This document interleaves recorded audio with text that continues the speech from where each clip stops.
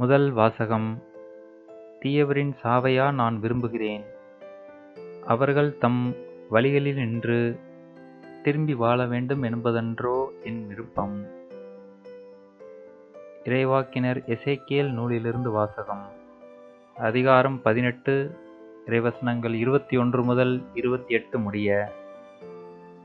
ஆண்டவர் கூறுவது: தீயவரோ தாம் செய்த பாவங்கள் அனைத்தையும் விட்டு மனம் மாறி என் நியமங்கள் அனைத்தையும் கைக்கொண்டு நீதியையும் நேர்மையையும் கடைபிடித்தால் அவர்கள் வாழ்வது உறுதி, அவர்கள் சாகார்.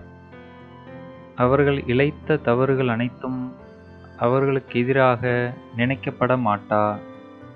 அவர்கள் கடைபிடித்த நேர்மையின் பொருட்டு அவர்கள் வாழ்வர். உண்மையில் பொல்லாரின் சாவையா நான் விரும்புகிறேன்?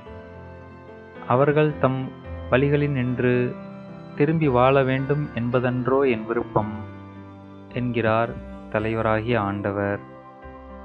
நேரியவர் தம் நேரிய நடத்தையினின்று விலகி தவறிழைத்து பொல்லாரைப் போல் வெறுக்கத்தக்கவற்றை எல்லாம் செய்தால் அவர்கள் வாழ்வாரோ?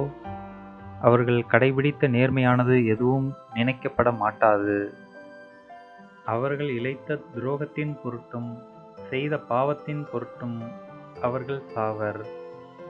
ஆயினும் தலைவரின் வழி செம்மையானதாக இல்லை என்று நீங்கள் சொல்கிறீர்கள். இஸ்ரேல் வீட்டாரே, கேளுங்கள். என் வழியா நேர்மையற்றது?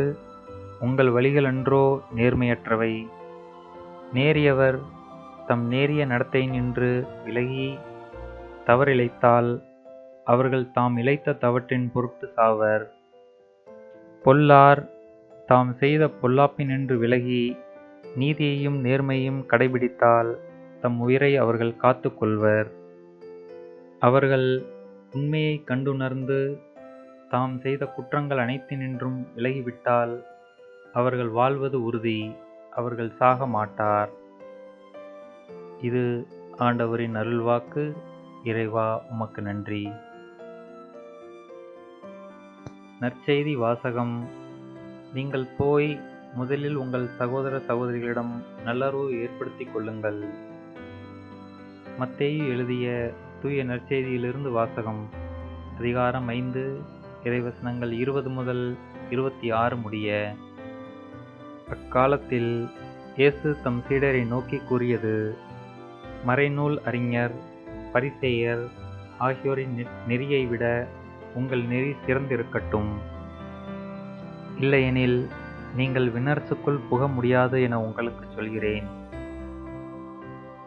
கொலை செய்யாதே. கொலை செய்கிறவர் எவரும் தண்டனை தீர்ப்புக்கு ஆளாவர் என்று முற்காலத்தவருக்கு கூறப்பட்டிருப்பதை கேள்விப்பட்டிருக்கிறீர்கள். ஆனால் நான் உங்களுக்கு சொல்கிறேன், தம் சகோதரர் சகோதரிகளிடம் சினமும் கொள்கிறவர் தண்டனை தீர்ப்புக்கு ஆளாவார். தம் சகோதரரையோ சகோதரியையோ முட்டாளே என்பவர் தலைமை சங்க தீர்ப்புக்கு ஆளாவார். அறிவிலியே என்பவர் எரி நரகத்திற்கு ஆளாவார்.